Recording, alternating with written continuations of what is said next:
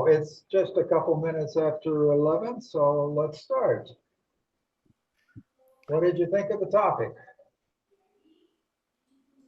Rather important. Rather important. Muy It's important. probably the most important topic. Climate Yeah. justice. Except the election. Election. They're related. Yeah. It's a good example of, once again, the terrible unfairness of the world. Yes, it certainly is.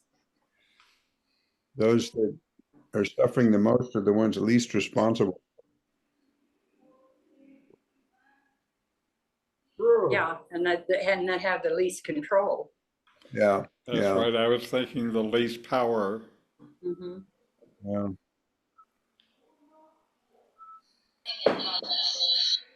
Yeah, I wonder about the No, you're not.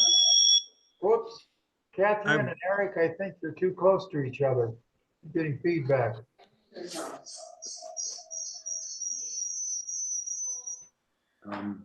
Something's wrong. Go into TV. Sorry about that. I'll turn my microphone. I'll turn my microphone. Yeah, that seems to have done it. Okay. Where were we? Well, we were talking about Getting started. The Sorry. wealthiest people cause the most emissions, and they're not the ones that suffer. They have air purifiers, air conditioners, and whatnot. So the problem goes to the poorest of people that don't have the options, Yeah. that don't have choices. They just have to suffer with the bad climate. What did you Yeah, think? Go ahead. I wonder about the inhabitants of the red states, you know, with the incidence of tornadoes, hurricanes in Louisiana, flooding. I mean, doesn't it register to them that something's happening? And that they shouldn't vote for the way they're going to vote? Is that what you're trying to say, Paul? That's what I'm saying. Norman, you gave a reference to a corridor in was it Louisiana? Yes, a terrible corridor between Morgan City and Baton Rouge, that it's intensely petrochemical and inhabited by poor people who Mm-hmm. suffer terrible health Mhm. results. And of course, they have more limited access to medical care. And Isn't limited that im- called, Prime example of the poor suffering Mhm. Yeah. from pollution problems. Just Well- like in Guadalajara, Las Pintas zone south of Guadalajara has terrible, terrible pollution. Whereas you go north up by Plaza Andares and so forth, and the climate's beautiful, no pollution for And the rich. the health rates in the polluted places are much worse, of course, than the health rates in the rich places. Now that some places have made headway about reducing pollution, then they see in those places the health rates improve for the whole population. Correct.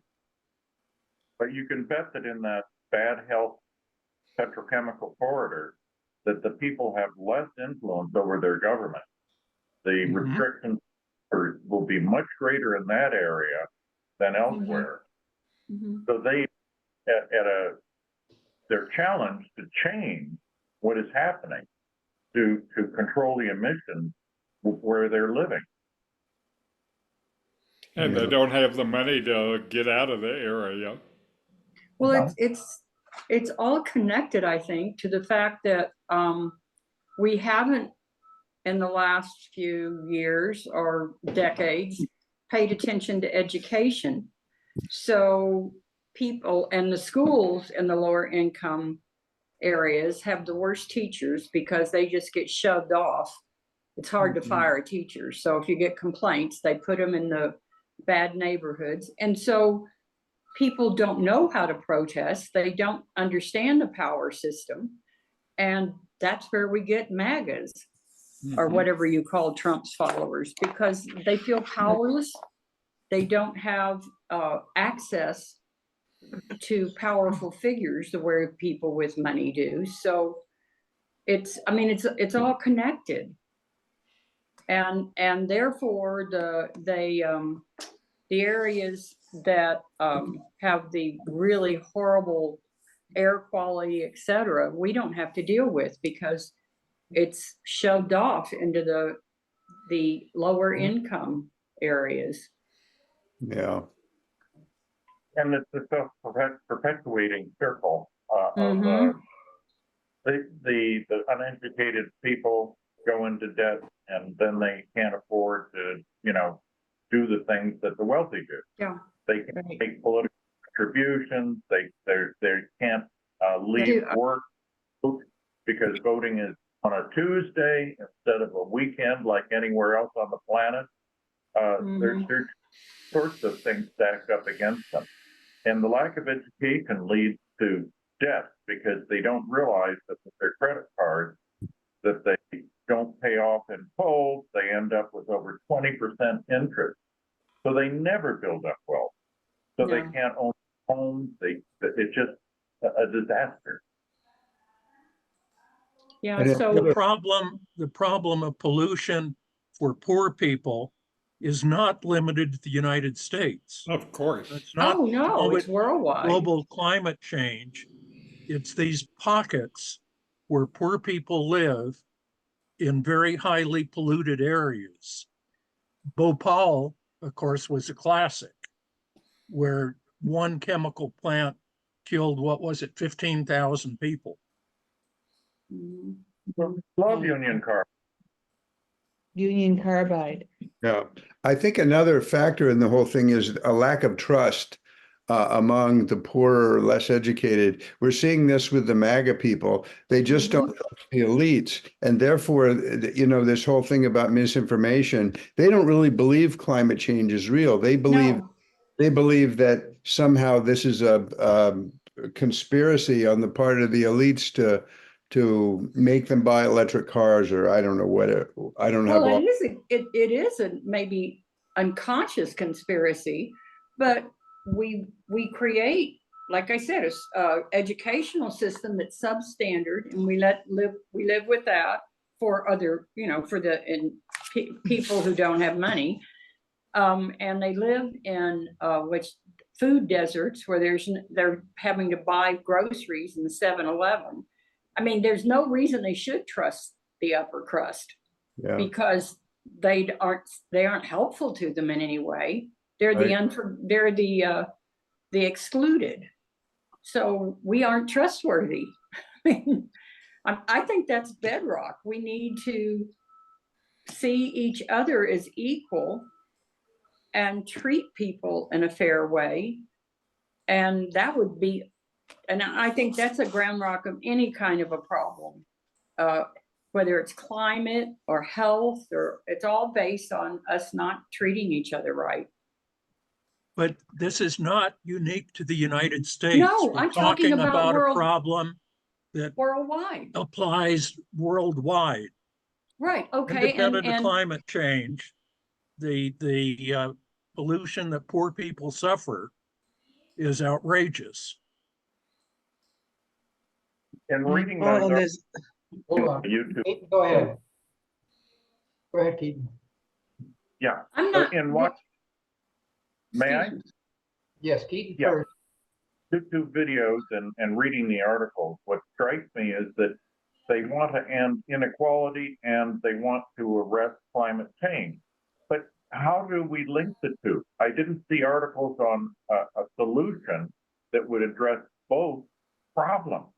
I read one thing about Puerto Rico where they set up solar panels to have their own electricity, but that was about the only case I could see where there was a all-encompassing, integrated solution.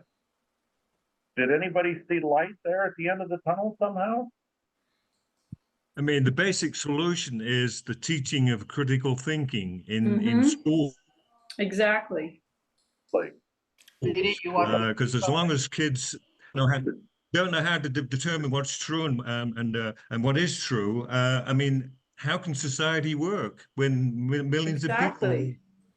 But that solution isn't going to be effective for another 10 or 20 years, though. So what do we do now? Well, you have to start somewhere. Oh, well, And- certainly. But, you know, the question of what we can do now is not a trivial question. One of the things I read this morning was an article in the Guardian saying the UN is meeting right now on this subject and talking about what to do to generate money. The report I read said that rich countries could generate $5 trillion a year from a combination of wealth and corporate taxes and a crackdown on fossil fuel. So we know what we could do to generate Nobody does money, it. but Yeah. how do we get that done? Well, No, first we're- we have to get people to say they're gonna give the money. Richard, you brought up the key part there. The United Nations is meeting right now, and that is the global public square at this moment. Yes. The question being, what action and what teeth do they have to take any action on? And That's I keep hearing about all the money that's been put into it. But again, I'm not hearing what is being done. And that's what's really bothering me. I mean, it's been a lot of money. The Paris Accords, when did the Paris Accords start? Does anybody know? Oh, When Trump 10 took us years out ago. of them? I'm sorry? 2015, I think. Yeah, Okay, that sounds right. since 2015 to today, do we know what? Well, the Paris Accords didn't do anything about money. In the Paris Accords, the poor nations said, we'd do something if we have some money. How about giving us Yeah. some help? And people said, that's a good idea. Let's talk about it for 20 years. The other thing they did, though, is to set these goals for carbon, but most of them aren't being met. So the problem, You look at Pakistan and Bangladesh, the flooding that could have been prevented by a program like the U.S. Corps of Army Engineers did in the United States during the Depression to build dams that avoided flooding and provided hydroelectric. And that is a profitable thing. and it's not high tech, you just need labor. And they Michael, have people. Yeah, and materials. Mike, you Bangladesh. wanted to say something. Did you want to say something? Yeah, well, I was just gonna say that, you know, one of the videos was talking about, you know, reparations. And obviously that's not, and you know, a lot of people are gonna not be happy about that, especially in the United States.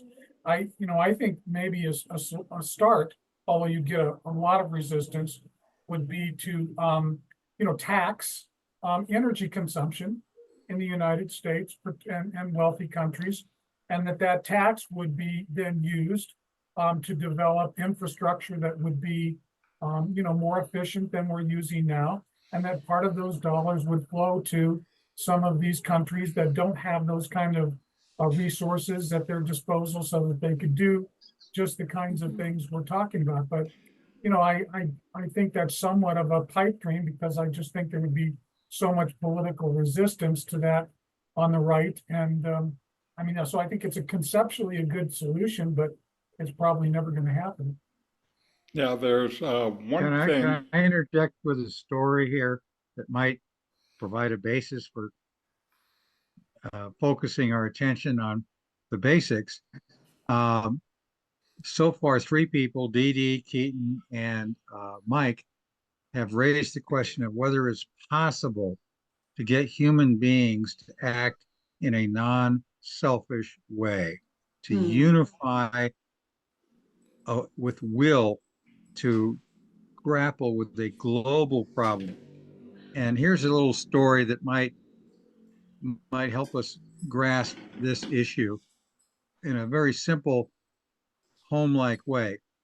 Back in the mid-50s, there was a good American sort of Peace Corps, early Peace Corps kind of organization in Thailand that taught some local Thai people how to double their rice production by simple engineering farming techniques. Didn't cost anything.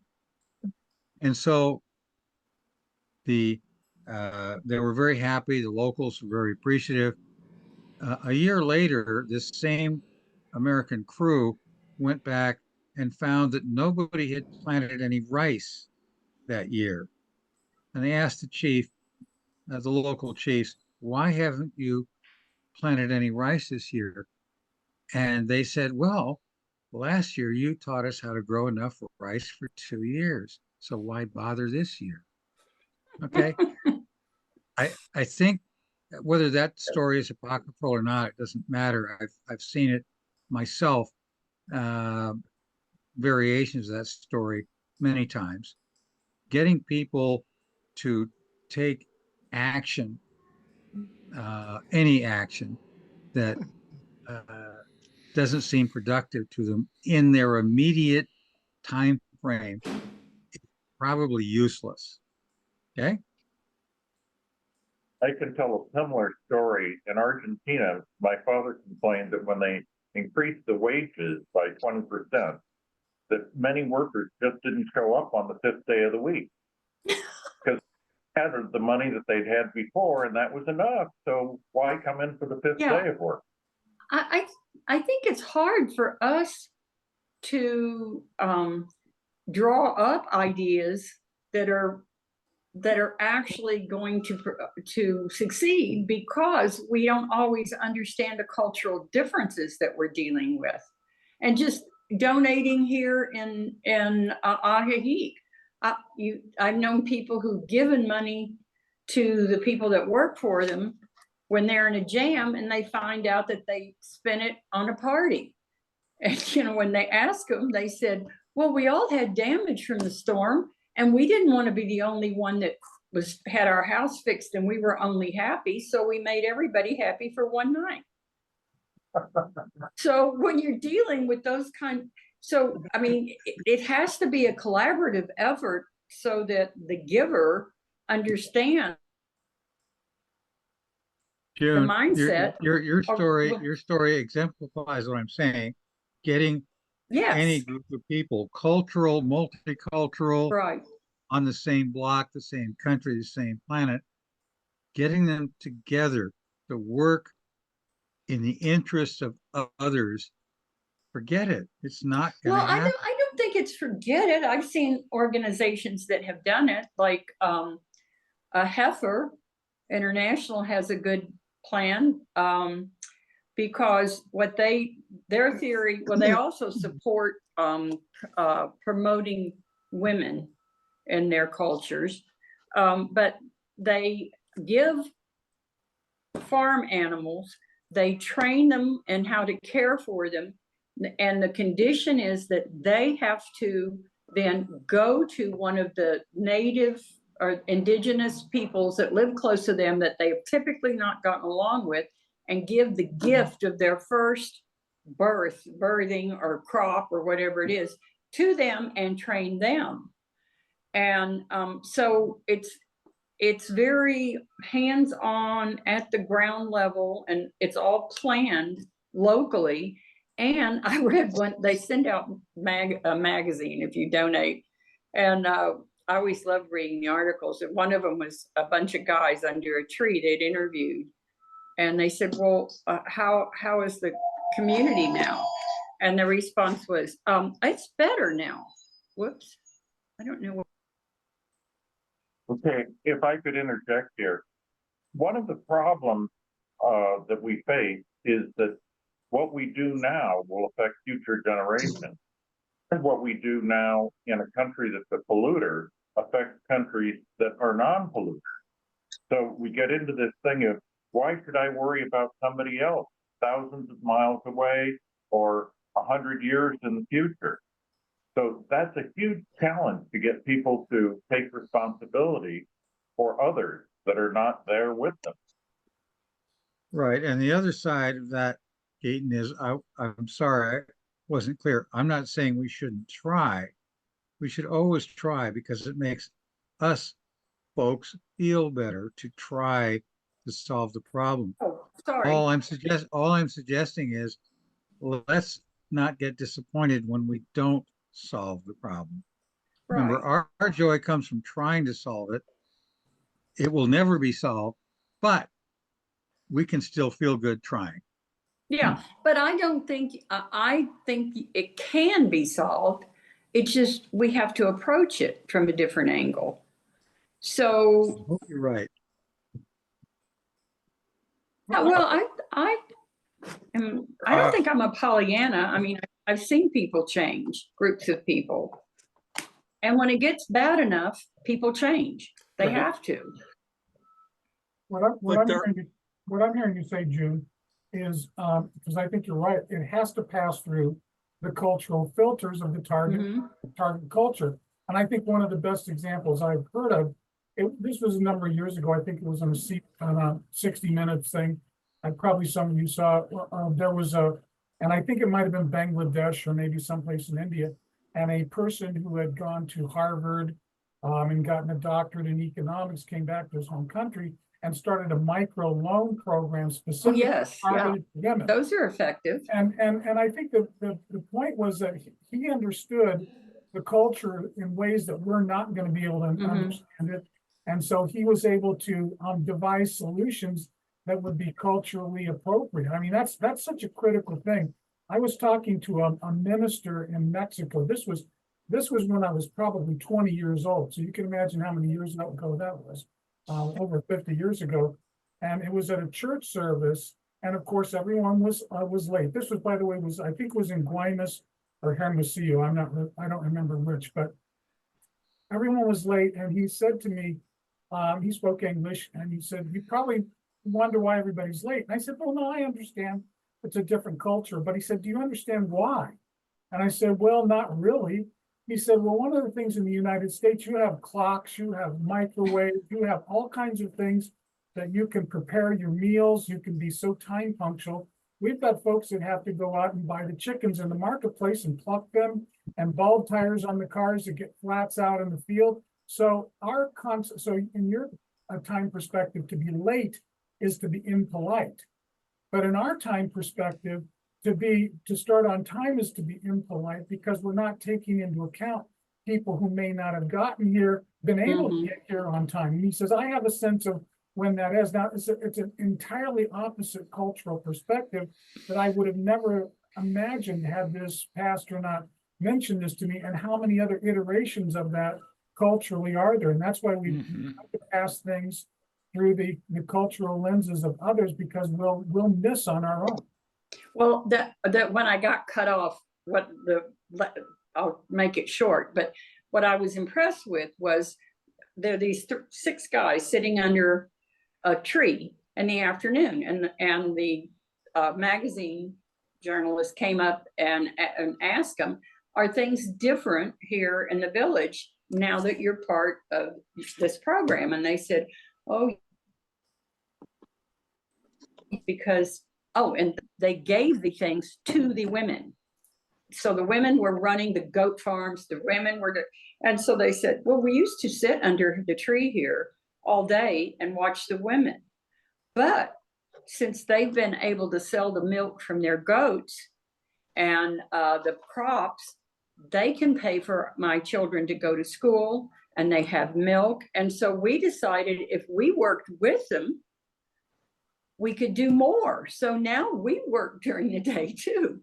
So that was a culture where the women had more control than was actually visible. So, and then they changed the perspective on the neighbors, because they had to work with them to teach them. That's how they got the support from Heifer. So they went and they had a gifting day, which was a ritual. They gave them the new animals, the seed crop, all of that. So they go into a community, they see how the community operates, and they're sensitive to that, and they let the community work it out with their support. So I think people do change, but in motivational theory, there's this concept that you can't be motivated by what you don't know exists. Mm-hmm. So you show them how it can be done in a different way, and then people may get motivated by it. Bill?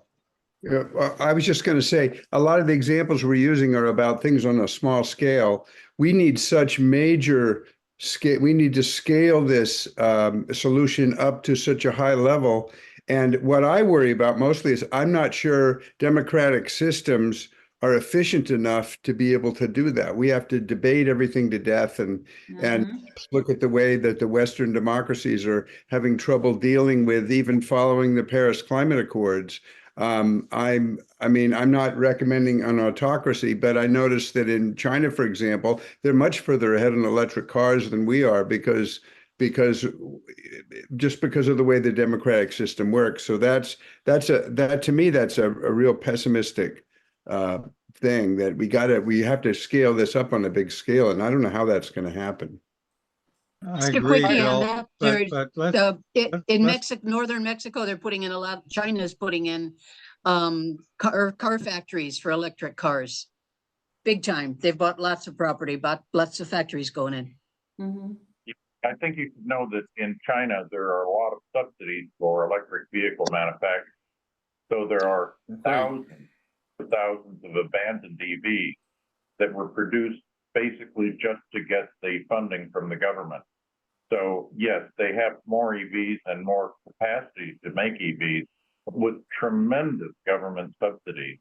And the US government is just not willing to put that much into electric vehicles at this time. I would point out that the net contribution of China to global warming has not diminished at all over the last 20 years. The sources of China's contribution to global warming have changed, but not the total percentage of contribution. I think that they had an additional coal-fired electric generating plant built one a month or something now for a long time. They Correct. are not One a day. one a day. Okay, I knew it was one per time frame. Wow, one per day. Whew. But there Getting are back to my some point. things that are readily achievable, like reducing the methane emissions from Turkmenistan and from Pemex, the two largest methane producers in the world.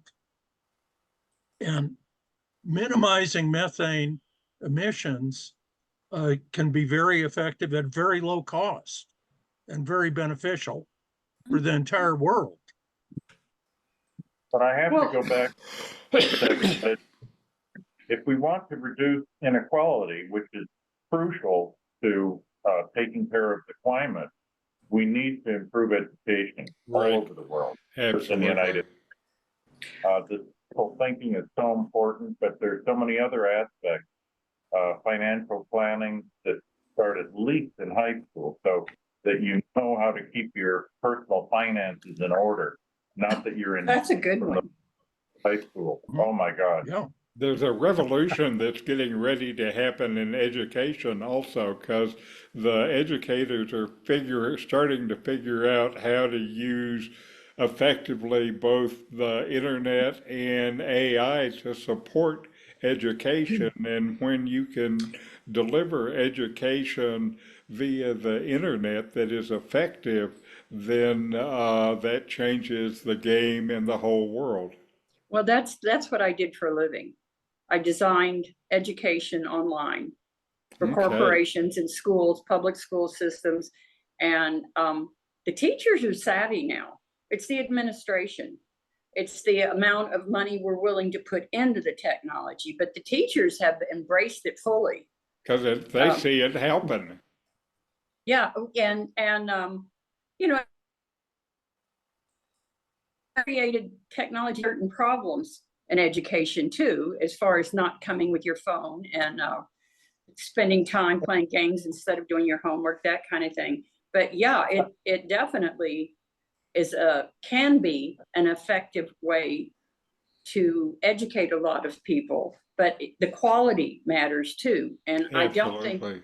I don't think administrators are educated enough in quality online education I mean, a lot of the stuff that's made is not good quality. And also the administrators went to college before this time. Oh, and yes. Oh, none yes. of them learned anything about it. And also part of the problem in education is there's like the percentage of administrators in a public school right now is like triple what it used to be 20 years ago. Oh, God. And people who often get into administration weren't good teachers. They didn't like teaching. Right. So, yeah. I agree on that one. Yeah. You haven't chipped in yet. Do you have any thoughts that you want to share? For the curriculum, it has to change completely, because teaching people the names and dates that presidents of America served is useless. They can get that off the internet anytime. What they need to understand is problem solving, critical thinking, these kinds of things. And that has to be the focus. And I don't think the curriculum have changed enough to take into account the effect of the internet.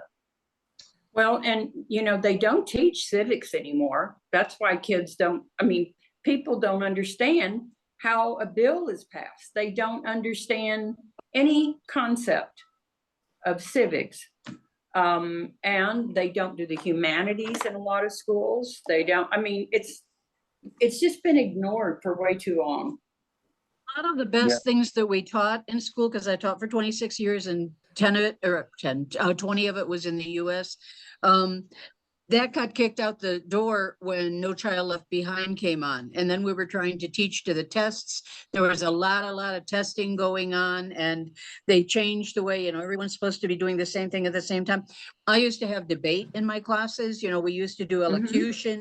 We did writing for certain purposes and wrote to the White House, wrote to the people would get, writing to persuade, writing for this and that. We did interdisciplinarianism through the different, all the fifth graders doing classes doing similar or exchanging. We had, all that stuff. I couldn't teach debate anymore. I couldn't teach any of those things. We had to follow a set. We were like in a straitjacket. The whole thing about critical thinking went out the door. They don't want critical thinkers anymore. They want little robots. No, they don't want it. That's what I said. There is a part it's of on the purpose. population. This is on purpose. When George Bush put that in, and that DeVore, whatever her name was, who knew nothing about education, was horrible. Okay, well, how do we bring this back to our current discussion on climate inequality or climate justice, particularly when we're looking at a continent like Africa?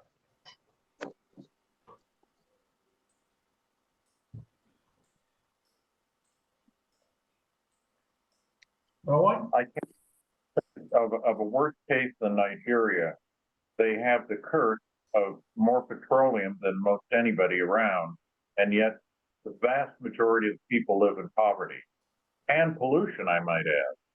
So, what needs to be done in a country like Nigeria to eliminate the climate disaster of pollution and bring people up the scale to be more equal to the rest of us? Mm-hmm. Boy, that seems to puzzle everybody. But to me, what I have observed by helping my people in Kenya since the year 2000, and then being now in Mexico, and globally, there's a tremendous inequality of money distribution globally. And the rich are always going to get richer and the poor will continue to get poor until we can somehow eradicate the cabal and influences of the people that have controlled us for the last several hundred years. And until that comes to an end, and we can be, and I don't know how we're going to do that, but you know, at the current, with the current global control, and I don't know, and what I've heard, you know, from some of my intel is that the United Nations, you know, the Rothschilds, all these people, this was their plan to put us where we are today. And until we can address that and change that, I don't think we're going to be able to change the inequalities of this globe. Well, June, you're absolutely right. And this process you're talking about goes back 10,000 years. This is not 100 years ago or 200 years ago. This has been a system designed to keep people ignorant and obedient.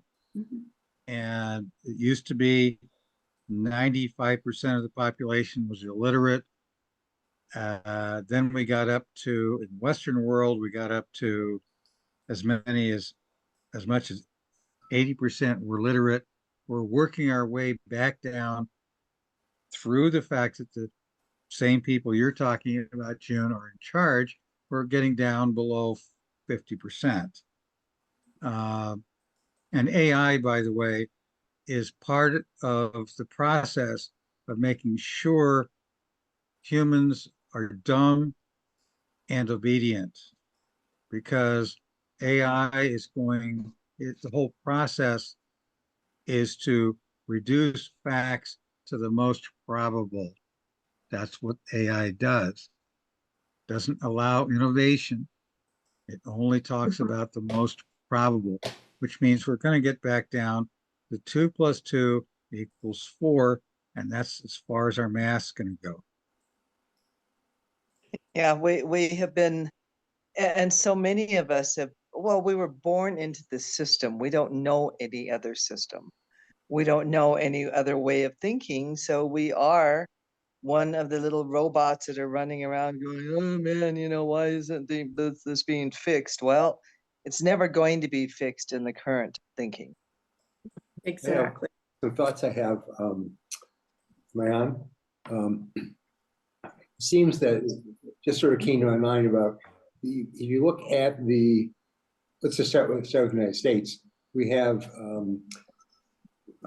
the wealthy, which is, we have what, 95% of all the wealth over the rest of the population. We have, we have the mega people that basically want to control everyone else.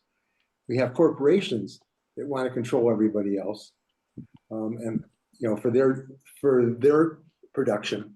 And then we have Western countries basically wanting to control the world by not letting a lot of the third world countries. I mean, you know, in the past, if an area became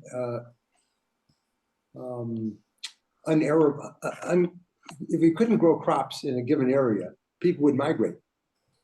And now so there's lots of sub-Sahara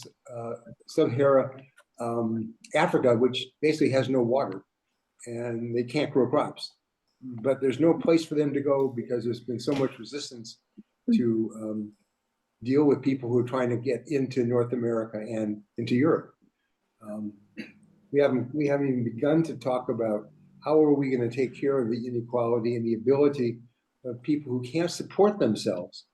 I mean, that's the problem. If you can support yourself, you can stay where you are. But if you can't feed yourself, you have no choice. Anyway. I know there's some projects where they're developing ways to grow crops, and what had been useless land before.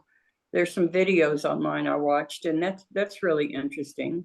You know, they use those keystone round gardens, and it takes minimal water, and then they plant a tree and put stuff under it. I watched it a few months ago, so I can't tell you where exactly it was, but it was the idea of turning soil back into being productive. Yes. And instead of Doing this moving for the a long people. time. I knew people when I was at Ohio University that were there studying. They were from the Middle East, from Libya was my best friend of the group that was there, but they were studying how to make that part of the world more productive. And then when I was in Dubai and Abu Dhabi, well, for example, I went to the largest garden in the world, and it's outside of Dubai. Interesting. You know, it's in a desert. You know, So it's I mean, you doable. walk around, it's like a Disneyland, but there's no rides. You're just seeing all these huge, enormous places. It's better than Bouchard Gardens in Canada. It was an amazing place. I mean, they're doing it, and then other parts of the world, they're not running out of water because they're desalinating water that Right. comes from the ocean. Whereas California or places, oh, we're running out of you. Why can other parts of the world do it and we can't? I think the thing is as though they're doing these things in areas that have a lot of money. Yeah. It's because we won't share. Why desalinate? Because they have enough energy from petroleum, so they can meet all of the Red Sea, anything. They've got tons of energy. When I worked in Saudi Arabia, I said, you know, you're supposed to be humidifying the air that you're taking in because that will require less air conditioning. They said, it doesn't matter. Energy's free. And that's basically their attitude. This is why we have a problem. Yeah.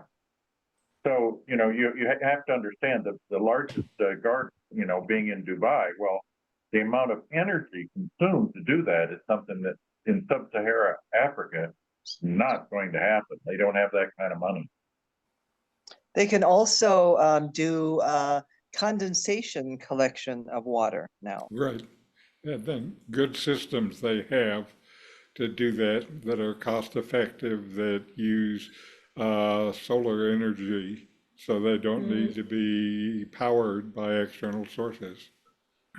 Nor So do there's a they lot need of another technology. source of water, because they can pull the water out of the air through condensation now. Right. Well, but there's a lot of technology out there right now that could solve the problems. The problem is we don't want to share. We don't want to kick up the money for it and send it to Africa.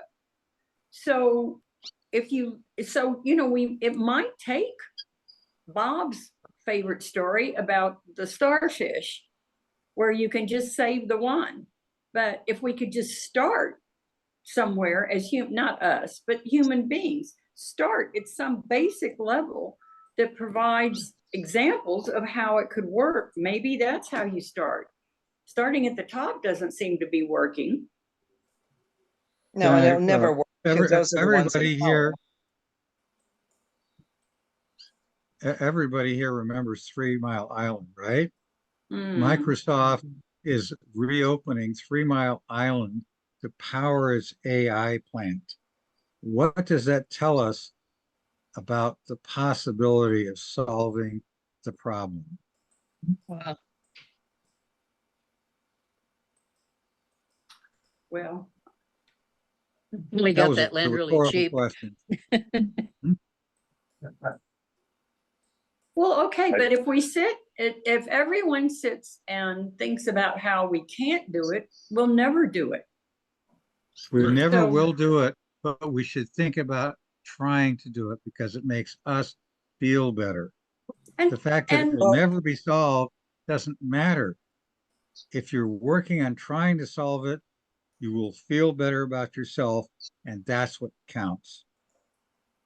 And what I did when I went to Kenya during the AIDS crisis, I saw hundreds of dying people in hospitals.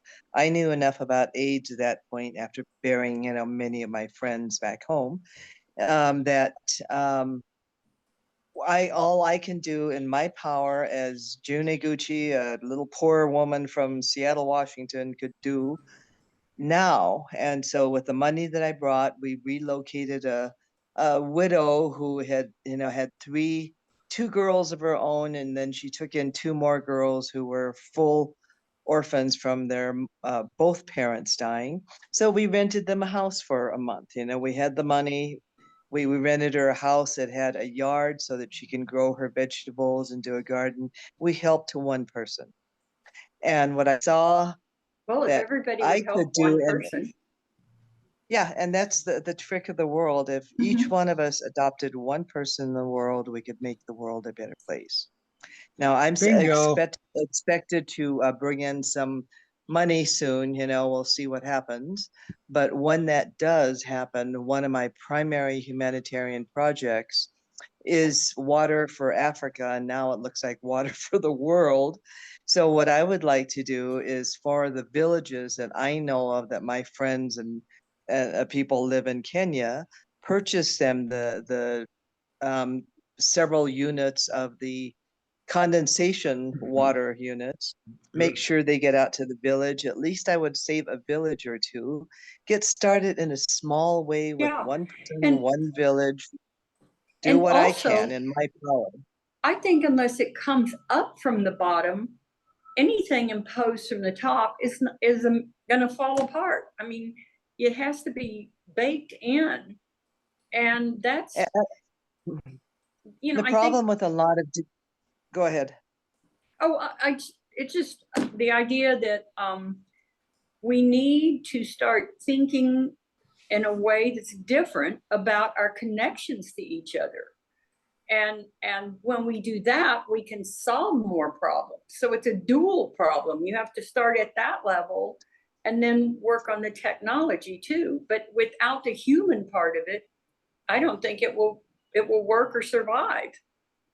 And without the government and without the government influence. That's why NGOs, non-government organizations are very, very successful, because once you go through the government, you get lost in all of their hoo-has, you know, and decisions. And the last thing I was going to do was to go to Kenya, talk to the government and give them my money, because I know where that's to go. Yeah, nowhere. Exactly. President will buy a new Rolls Royce, the people will still starve. I know that. The same thing happens in Mexico. You don't deal with the governments because they're the ones that are mucking this up.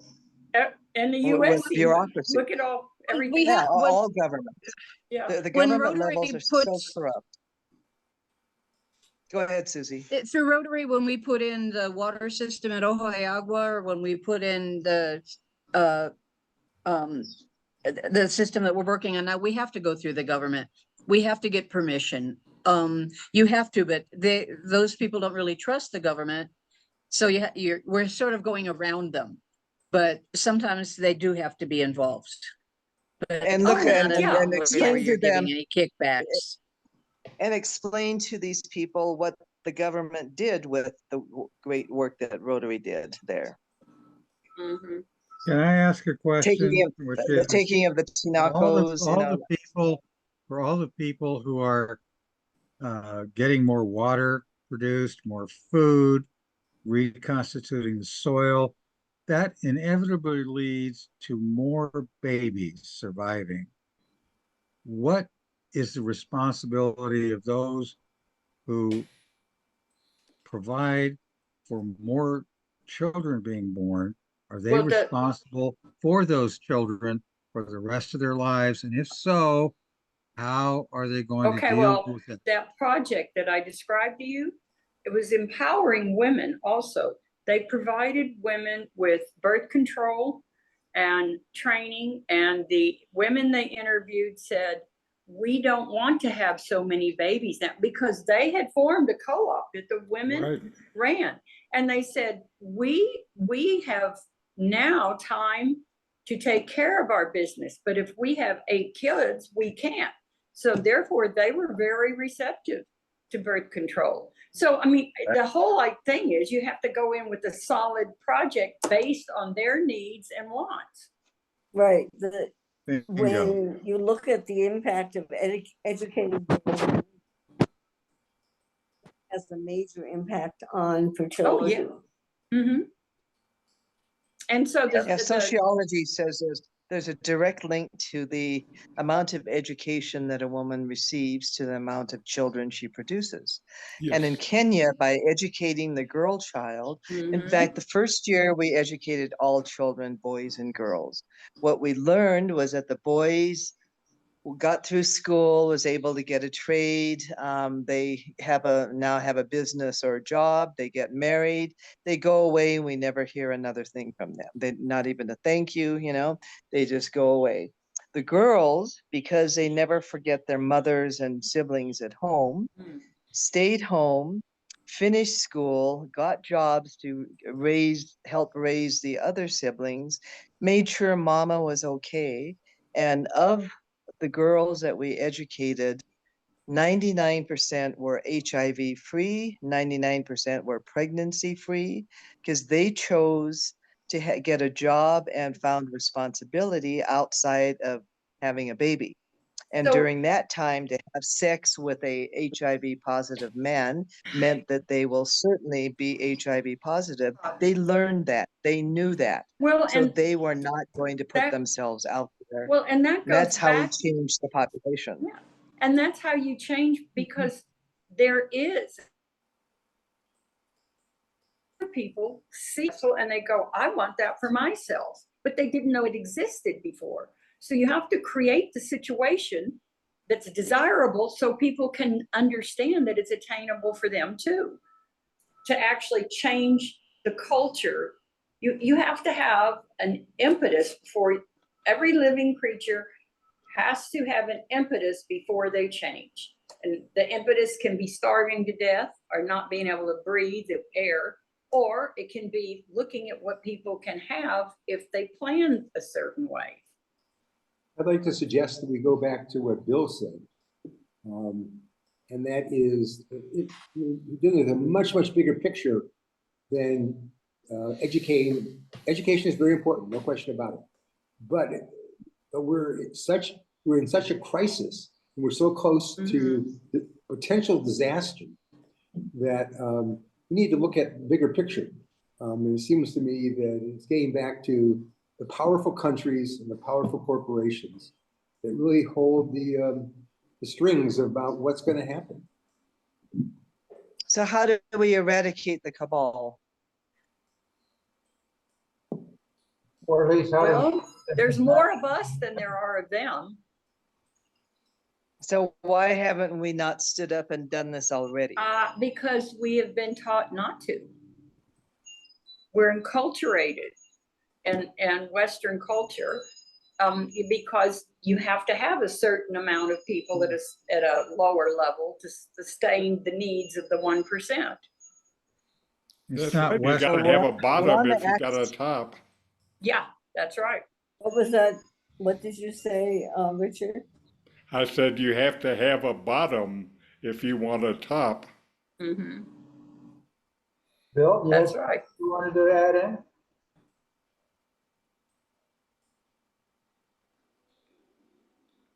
You're muted, Bill. You're muted. To go along with what Eric's saying, I keep getting reminded of Jared Diamond's book Collapse, which was about all these civilizations that could see what was happening, but they ignored the signs and the civilization collapsed anyway.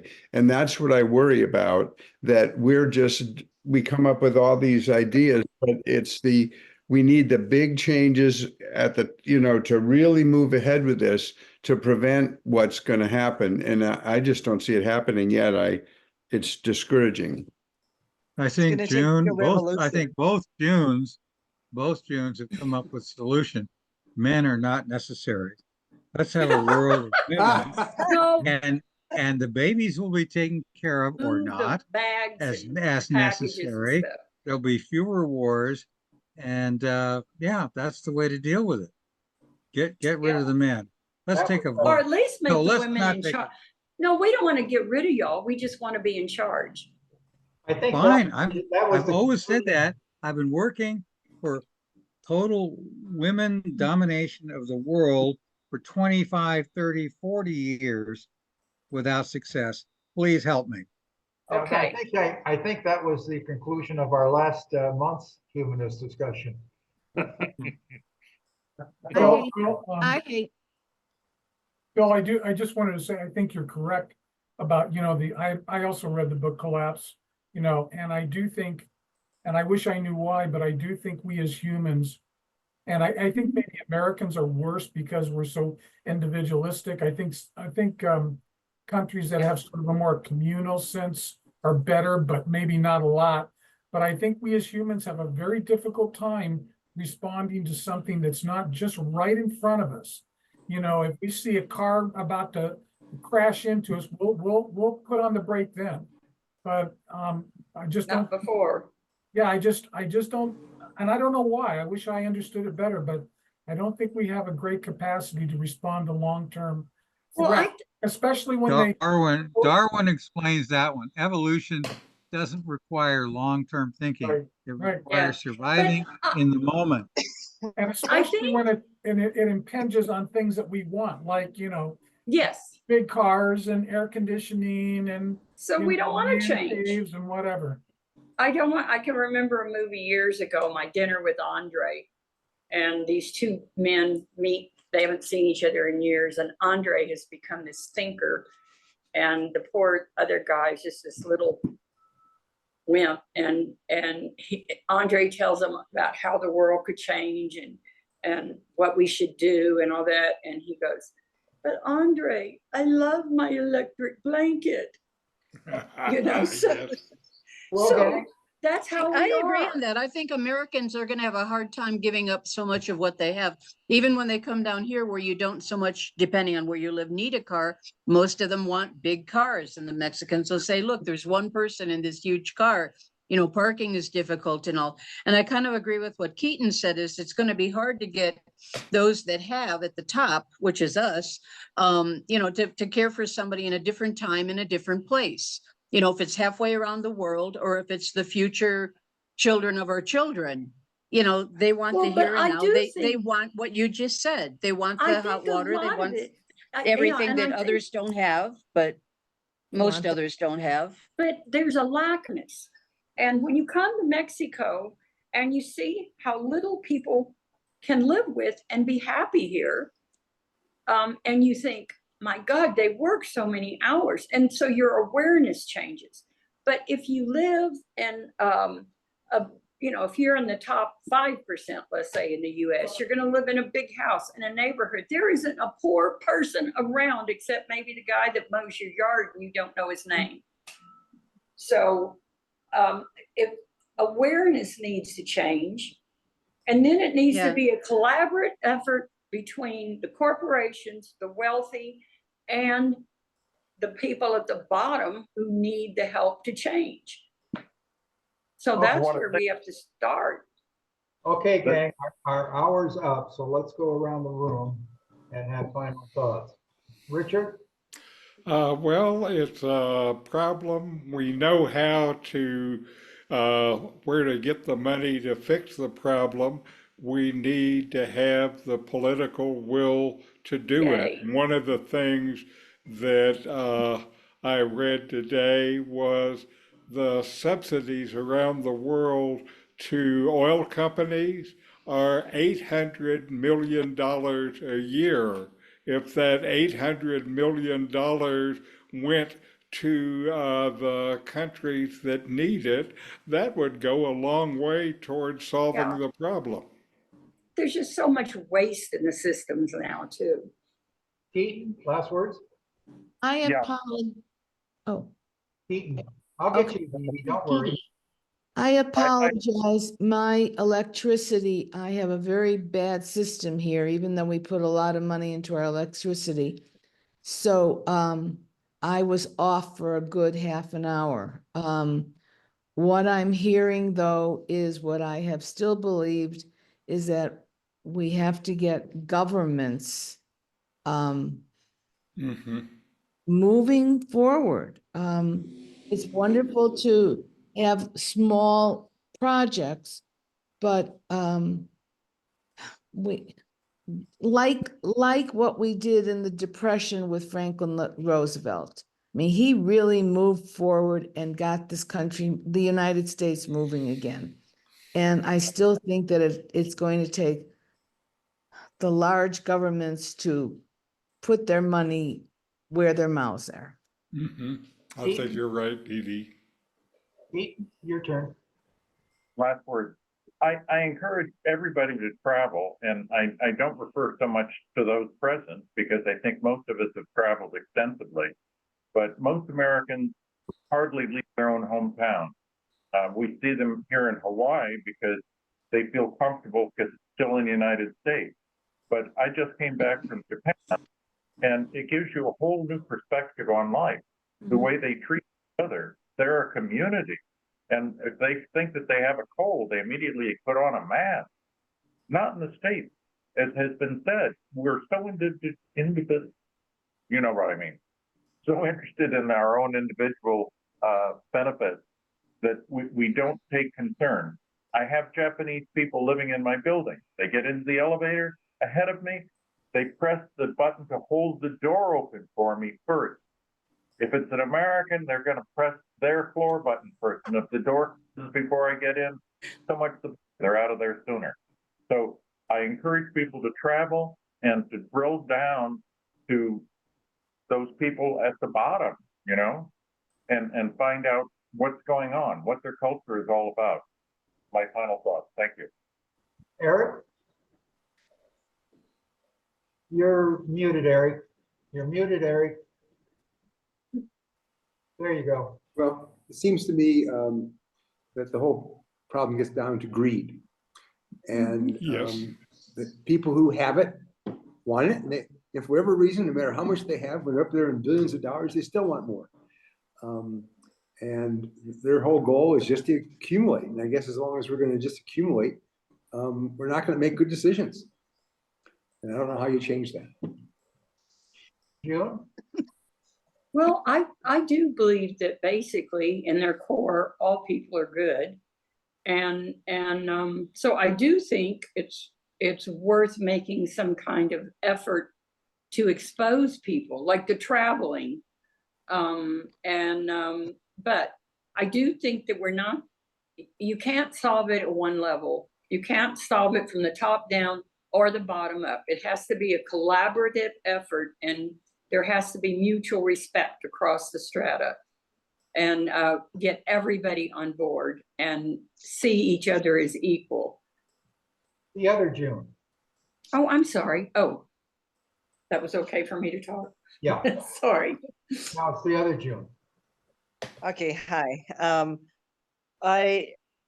The Sunday I went to Open Circle at LCS, and one of the speakers was Moises Ochoa, who is working for the municipality locally here. And one of the things I heard him say, and I have to agree with him, is that, don't wait for the government to do it for you. If you have a personal problem, if it's within your power, take care of it. For instance, we have a small rule in Mexico that we get upset when the garbage men don't come and pick up the garbage on the day they're supposed to, or they're late. They said they didn't come for the day. It's your responsibility to bring your garbage back into the house to keep the dogs from getting to it. And we have to know these things. If you cannot read the street sign on your street and you want it to be visible, take down the street sign, have a new one made, put one up. It's okay. There's no laws against who does what here. Take care of it. Just do it. If you're waiting for the government, you can write, letters forever, and it may or may not ever happen. So that's a reality of life in general, I think. And what I heard one of the ladies on the recording to study for today's conversation was that, they feel that the government and the UN and everybody should take care of them as being depressed nations because they don't have the resources. And it's that blaming others to fix my problem deal that has to change. We have to somehow understand that, me on the other side of the world from you, feel bad for your problems, but I can't get there to help you. You're the only one there that can do what you can for yourself. And the same holds true here with the Mexican government. If you need something fixed, you better do it yourself. If your road is bad, you got to figure out how you're going to deal with it, because waiting for the government to do it is not going to happen. Catherine? Well,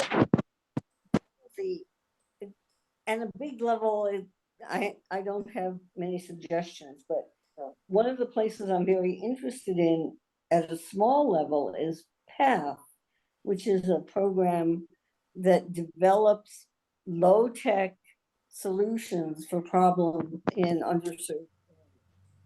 And they make very interesting but relatively simple machines, different kinds of things to solve local problems in usually Africa and really sub-Saharan Africa. Catherine, what was the name of it? PATH, P-A-T-H. Okay, thank you. Seattle, Washington. Mike? One of the things that was mentioned in one of the videos, I don't remember which one, but was adopting minimalism as a philosophy of life. And I do agree with James in the sense that, you know, some of these smaller things, they're a drop in the, you know, in the Pacific Ocean. But, it's, you know, the macro solutions, which we've talked about, you know, they're very intractable. I don't know what to do about them, but so I do try to focus, and, you know, I admire the folks that live in, I still am learning how to pronounce it, Ahiek, I think it was correct, but Lake Chapala, that's easier for me to say. Because I think there is a certain sense, and I one day want to live in Mexico or in a Spanish-speaking country, because I do think it has a philosophy of living that's a little bit better. But, you know, while I'm here in the United States, I, you know, try to be as minimalistic as I can. I try to drive my car as little as possible. If I'm going to work, they have a shuttle, fortunately. So this morning I took the shuttle in and then I came back, you know, and you can wear a face mask or whatever it is. But I think to the degree that we can all adopt a more minimalistic carbon footprint, at least it's something. It may be a drop in the ocean. Maybe it's just to assuage our conscience, but to me, it's something, it's what I can do. So I'm at least going to try to do my best along those lines. Bill? Oh, I don't have much to add. I agree with Dee Dee about governments getting involved. I'm off to Vietnam next Wednesday for 3 weeks, and I'm looking forward to seeing how a country that's highly vulnerable to climate change with its geography is dealing with this.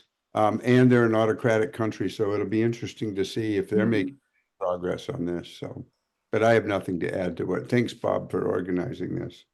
James? I agree entirely with Bill. Thanks, Bob.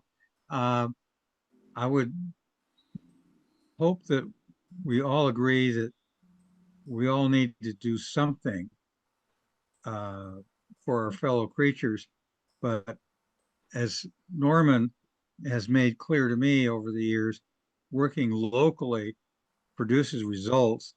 Trying to move governments or masses of people is, quite frankly, as far as I can see, a waste of time.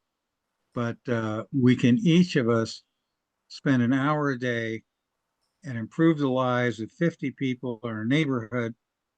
That's a good thing. Frank? Well, this has been a very interesting discussion. I have nothing to contribute, but the most thought-provoking comment made was that democracy will not necessarily serve the world very well globally to deal with this problem. It's going to require some level of autocracy. Ooh. Or cooperation. Well, never mind. Susie? Well, I got so many ways I want to go. Thinking about, like, when we go traveling in Mexico, we go to the ruins because they're so beautiful, or you go to Europe and you go to these beautiful churches. That idea that there has been autocracy, there has been somebody on top directing the others and the hard workers down below to make these things happen. But now that, when I used to teach middle school, I would tell them, when I was your age, the population was 3.7. It's now, and now it's 8 billion people. It has doubled since I was your age. So maybe life can't be the way that it was long ago. This experiment that's only a few 100 years old right now in democracy, we're saying, oh my God, it's going to fall. This isn't going to be around. It's the end of the world as we know it. Possibly that may happen, but something has to budge. When I lived in South America exporting Indian handcrafts, I lived with a lot of different indigenous people in different places. And I think those are some of the happiest people I've ever met. Not going to be with my rich relatives in Cleveland, Ohio, and they've got so many cars, or with my boyfriend who died recently, who had 2 refrigerator-sized gun cabinets. There are more guns in the United States than there are people. They probably have more cars. I don't know. Everyone's got a car or cars in families. I like what I think it was Mike that said, about being minimalist, and those that come to live here, we've already gotten rid of most of our crap in the States or Canada before we moved down here, and that was really helpful.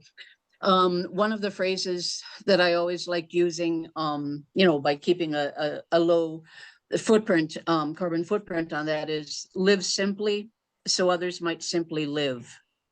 Oh, that's a good one. Norman? The most important thing, I believe, is critical thinking. That people evaluate things themselves and come up with solutions that they can contribute to. Okay, my final thought. To quote about the United States, to quote Gore Vidal, who called it the United States of amnesia. And I think that's very apropos to how people think up there about anything.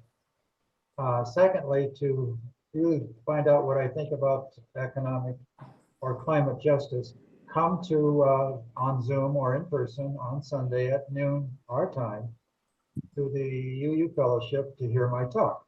And I'm giving my personal view of it. Lastly, next month's topic.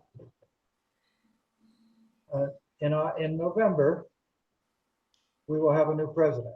Whether that president is Harris or Trump is up for grabs. It's a coin toss.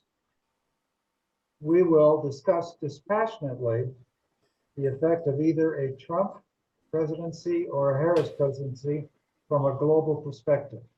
I stress the word dispassionately and also stress the word from an international and global perspective. So thank you all for joining.